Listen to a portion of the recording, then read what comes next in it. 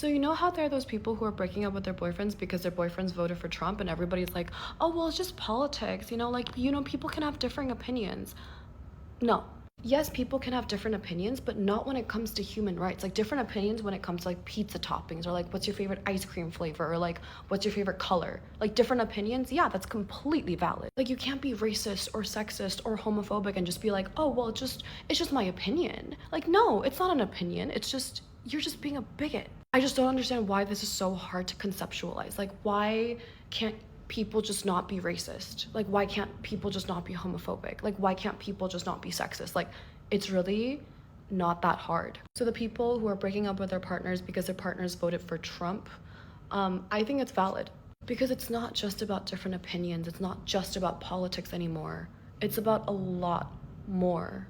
Right? So let's address the elephant in the room. It's just politics is the laziest cop-out I've ever heard. Because no, it's not just politics. Politics isn't about pizza toppings. It's not about favorite colors. Politics is about values, about laws, about who gets rights. And when you vote for someone who campaigns on taking away your partner's rights, you're telling them loud and clear that your ideology matters more than their safety. The same people screaming, "It's just opinions," are the ones who have entire dating apps just for conservatives because they can't handle ideological differences. But when women set boundaries, suddenly it's divisive. Pick a lane.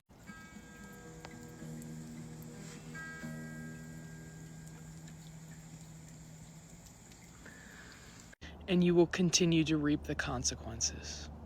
If you remain to live in the unconscious, you will not have those who are conscious around you.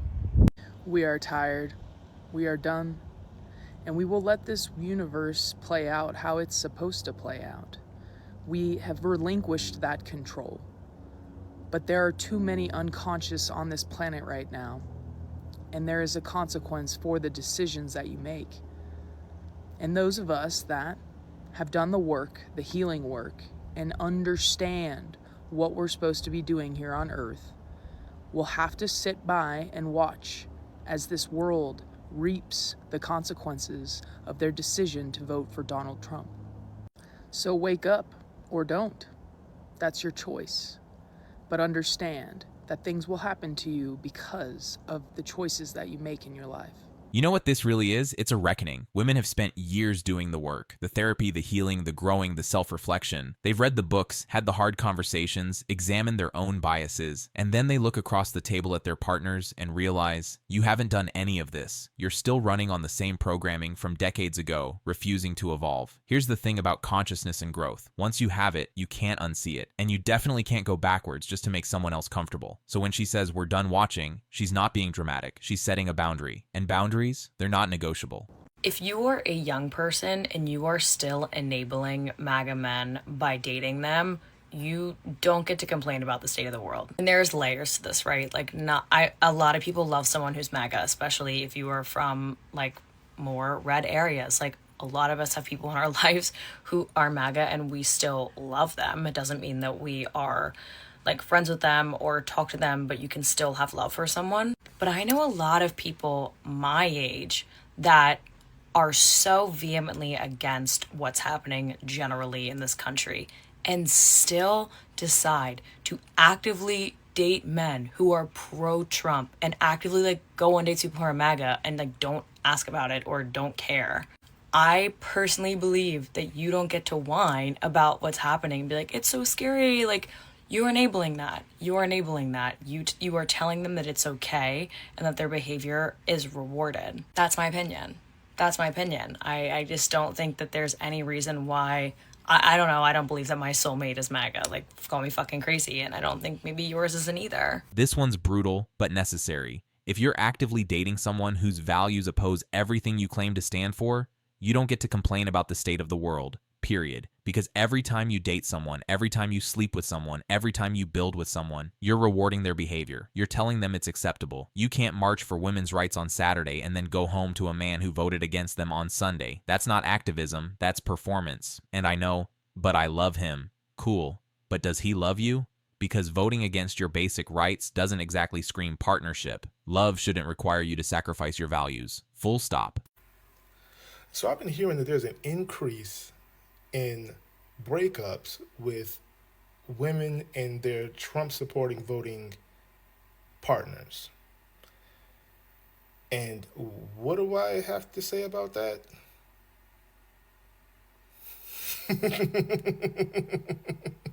No sympathy. Don't care. Look, I'm glad. Women, get away from them.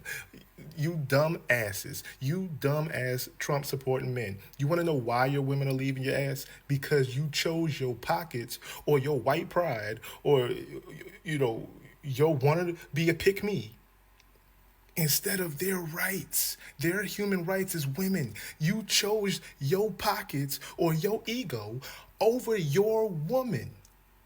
And you wonder why she don't fuck with you no more? You stupid ass idiots. You're dumb. You deserve every piece of this divorce that's coming your way, and I'm going to laugh every time that I see it. Why? Because you chose to do that stupid shit. You knew how she probably felt about everything that was going on and the things that was affecting her, and you chose your damn ego, your damn pockets over her. And now you know what she chose? Her over you.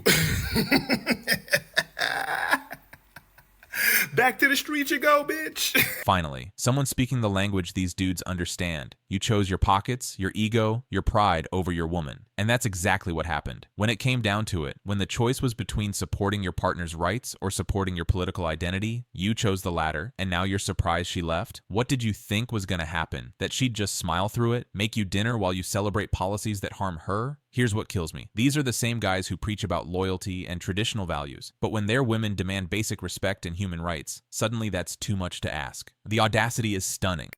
Divorces are up, and they are up over politics. Here is just one example. I'm starting divorce procedures with my husband after I found out he voted for Donald Trump. It's not the only reason. We've already had problems like him forcing me to go to church or having me quit my job and become a housewife because he got promoted for a good job. I couldn't find a job where we moved, so I settled in doing housework. I cook, I clean, I'm good at it, but the Trump vote was the last straw, and his lack of remorse. We had a conversation. I told him how hurt I was, how he knew how much I hated Trump, the trauma that man has put me through, but he did not care. I should be grateful because of the job benefits he'll have for his line of work. I'm not going to do this anymore. We have no prenup. I'm going to fight for my rights. We've been married 8 years. I've sacrificed so much. Not anymore. I'm going to take everything I'm owed. The political divide is as big as I've ever seen it, and I've been a divorce lawyer for 20 years, so people have been coming in and talking about their political differences as one of the conflicts that exist in their house for a long time, but it is now at an all-time high. The ideological divide in this country has just gotten wider and wider and wider, and many of us were hopeful that after the election there would be some relief, but it seems to have only exacerbated the divide. Have you all seen this in your friend group? Are you watching this happen near you as well? Divorce lawyers are saying this is the worst they've seen in 20 years. 20 years. Think about that. We survived financial crashes. We survived a global pandemic. We survived all of that. And marriages held. But this ideological divide is ripping families apart at the seams. Because here's what people don't understand. Marriage requires mutual respect. It requires seeing your partner as an equal, whose needs, whose safety, whose autonomy actually matter. When you vote for policies that actively harm your spouse, you're not just making a political choice. You're making a statement about how much they're worth to you. And apparently, for a lot of these guys, not much. I've been reading articles and posts about people who have left their partners and spouses over the vote after discovering that they voted for Trump. And the reaction to those revelations is quite interesting. I kind of laugh when somebody says, "Are you leaving your spouse over politics?" And it's like, no, that's not what it is. It's like Trump gives people permission to embrace their worst impulses. And when somebody is embracing their worst impulses all the time, it's very hard to be around that. I don't know about you, but I don't want to be around somebody who's being the worst version of themselves all the time. Just a thought.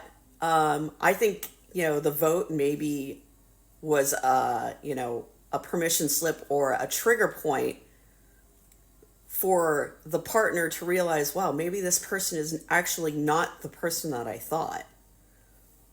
You know, just a thought. That's it. That's the whole issue in one sentence. Because what we've witnessed over the past several years is the normalization of cruelty. Basic human decency became woke. Empathy became weakness. Treating people with respect became something to mock. And suddenly, all these men who knew they were supposed to be better, they got a pass to just not be. You can't show someone the worst version of yourself for years and then act shocked when they decide they don't want to live with that person. But it's just politics. No, it's character. It's who you are when you think nobody's watching. It's what you support when you think it won't affect you. And if that version of you is cruel, dismissive, and selfish, your partner has every right to walk away. It seems that some men understand that there has been a swift shift in our society when it comes to relationships and marriage between men and women, but they're really not willing to do anything about it. I think for the most part in America, we created a society where men and women are simply not compatible anymore, sticking a square peg in a hole. So I asked this person, okay, what do you think it takes for men and women to be compatible? And he responded, I don't know, things will balance themselves out eventually and bring back trust between men and women, which leads to loyalty and vulnerability. So let me translate that for you. Women are now communicating with each other. They're finding their voice. They are speaking to each other. They're speaking out for each other. They're speaking out for themselves. They have grown a backbone because we now can get jobs. We can get educated. We can get our finances in order. We can get houses. And we now look at men and say, you know what? This shit that worked 30 years ago doesn't work anymore because we don't need to rely on you for our financial safety. And now we're looking at men saying, you know what, you got to bring something more. You got to bring the emotional shit. And men are like, whoa, don't got it. Stop asking me for that. That's not what marriage is about. That's not what relationships are about. Things are not going to balance themselves out. We're not going back to the way that things were. The way that things were worked really well for you and made you comfortable because you didn't have to stretch outside of your comfort zone. Women, we shaped ourselves to not be that square peg in a hole. We're not doing that anymore. So it's amazing how many men recognize that times have changed and men can no longer get away with mistreating women because we're telling each other about it and we're not doing it anymore. And men are saying, well, you know what, just stick it out. It'll go back to the way it was. If you're a man who thinks it's going to go back to the way that it was, you are going to be one sad little pup in the future. Here's the economic reality some men are desperately ignoring. Women don't need you anymore. Not financially anyway. We have jobs, educations, credit cards, houses, businesses, freedom, which means the old deal. Where being a provider was enough, where paying bills meant you didn't have to be emotionally present or actually grow as a person, that deal is dead. Women can now choose partners based on whether they actually like them, whether they're kind, supportive, emotionally available, and respectful. And here's the scary part for some guys. You're failing that test because you grew up thinking just showing up was enough, that having a job and not cheating was the bar. But the bar moved, and instead of rising to meet it, you're sitting there complaining that it's too high and women are too picky. No, my guy, you're just too lazy to evolve, and women are done shrinking themselves to fit your outdated worldview. The future doesn't belong to men who want to go backwards, and honestly, that's a good thing. Girl, leave him. If he voted for Donald Trump, if he jokes about voting for Donald Trump, if he thinks the jokes that Trump makes are funny, if he's a fan of Elon Musk, if he thinks that Your Body, My Choice is funny, leave him. Dump him. Get gone. You deserve to have somebody who not only sees, but also values you as a whole person. And look at me when I tell you this, I'm going to hold your hand.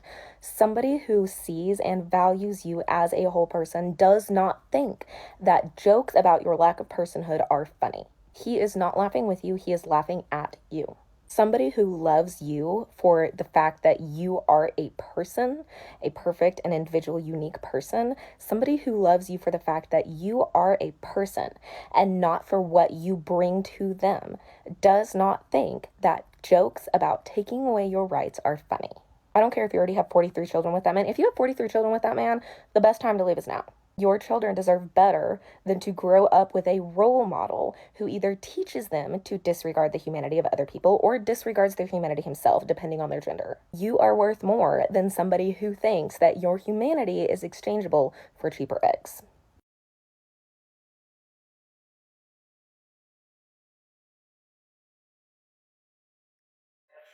This is just something that I don't think I'll ever understand, and I'll never agree to it.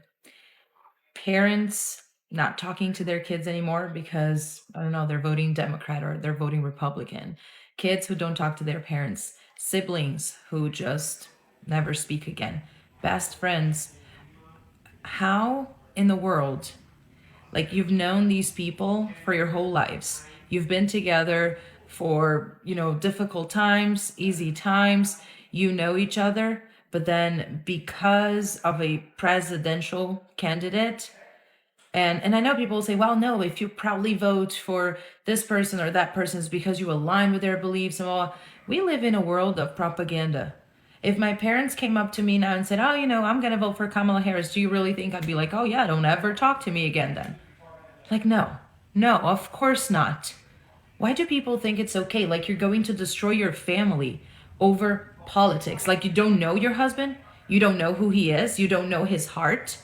Oh, because he voted for what you think is a convicted felon. No, he must be the worst person in the world. But the 30 years you've been together, those are nothing. I will never understand this. Remember how yesterday I came up here and I said I wanted to start a YouTube channel to talk more about things that have been happening in my life, that happened in my life. And this is what I'm going through right now. My best friend of like 20 years said he needs to keep his distance because I'm toxic because I voted for Trump.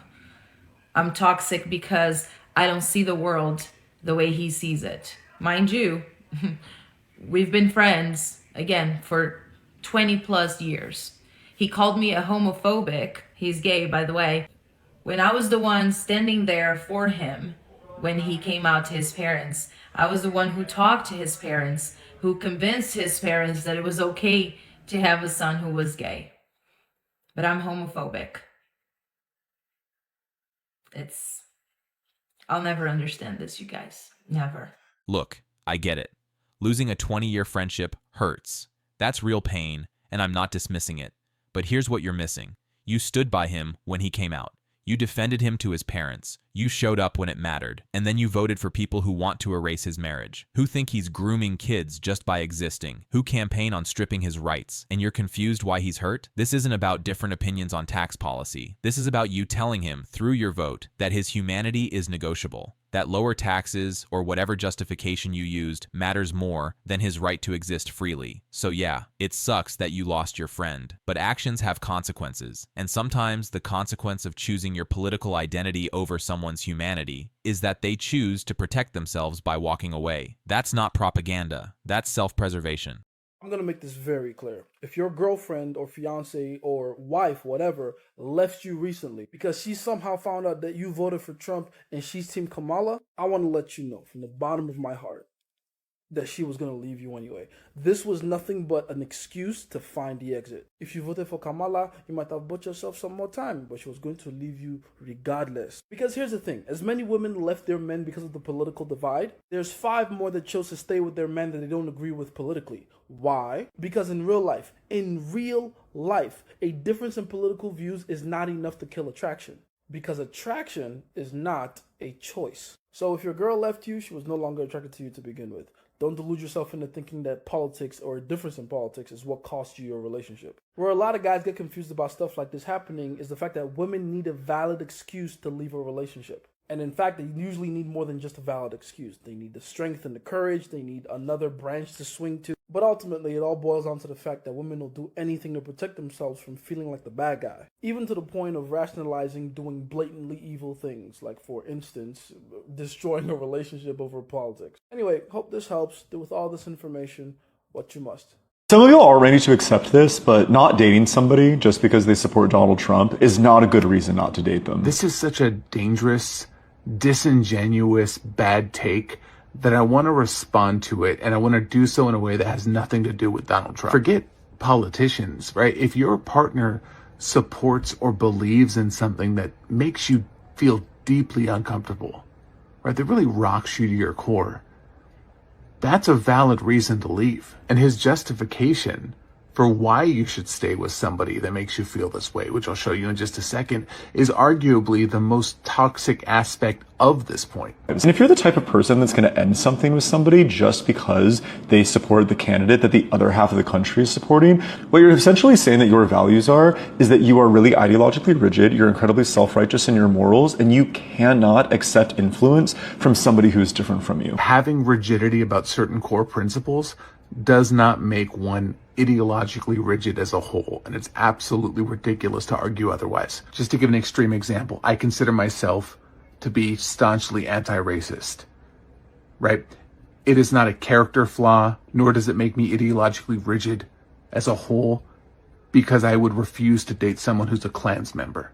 I think that people who are like that don't actually want a partner. What they want is a fantasy. What they want is someone who's going to validate every feeling and belief that they have. And that's a huge leap to take based on what you said, because people are allowed to have deal breakers. My wife and I disagree about things all the time. I like chunky peanut butter. She doesn't.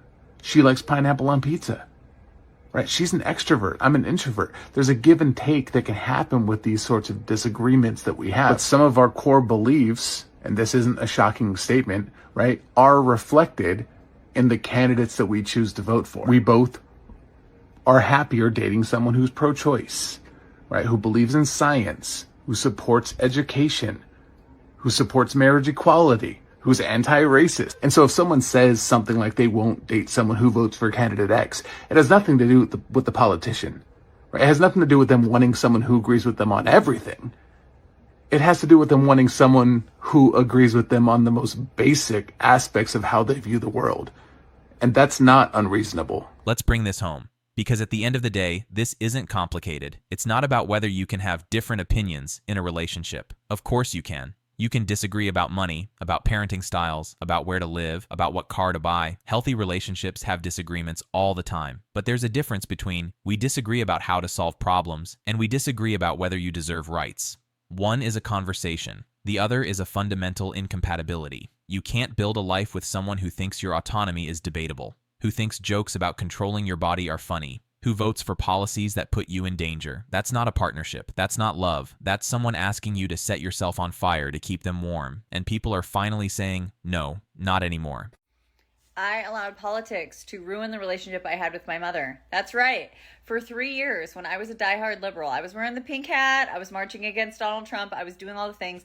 I was listening to CNN every single day. And part of the program that CNN offers is telling you that people who don't think like you are bad people, they're racist people, they should all die. That is part of the program, and it is intentional so that it keeps us all divided. And during that time, my mom was conservative and I was liberal. And I literally put my mom, our relationship, I put that below my allegiance to this ideology. And it wasn't until I turned the media off that I realized it was totally a program. And that's what's happening right now. They are programming us to believe that if you're on this side, you can't get along with people on that side. And it is total bullshit. The government is the same side. It's the same wealthy technocrats that are taking over society. So we all need to start getting along so that we can be free, okay? Politics actually came up really naturally with me and Skyline in our very first conversation because it came up that his birthday is January 6th. And I immediately said, and how have we celebrated our birthday in the past? And then we laughed about that, but then moved on to a more serious conversation about politics and our values and stuff like that. So it was more of a natural evolution. In the past, though, the way that I have brought up politics is to talk about something that I believe maybe something that's happening in the news or something that's really important to me, and shared my beliefs on it, and then allowed the other person to share theirs and have a conversation that way, rather than it feeling like an interrogation or an interview or something that has to be like really intense. It can instead be a collaborative conversation where you're both sharing how you feel, and then you can go from there and decide how you feel about how they feel. So here we are, relationships falling apart, and a whole lot of people learning what consequences actually mean. For years, people got away with voting however they wanted, expecting their partners to just deal with it. Well, people are done dealing with it. Women are choosing their safety, their rights, their dignity over relationships with people who don't respect them. And that's not sad. That's growth. Love without respect isn't love. It's control. And you don't owe anyone your presence if they don't honor your humanity. Drop a comment. Are these breakups justified? Where do you draw the line? Hit that like, share this, and subscribe for more real talk. This is Mind Mirror. Your vote is your voice. And if your voice hurts the people you love, don't be shocked when they stop listening. Peace.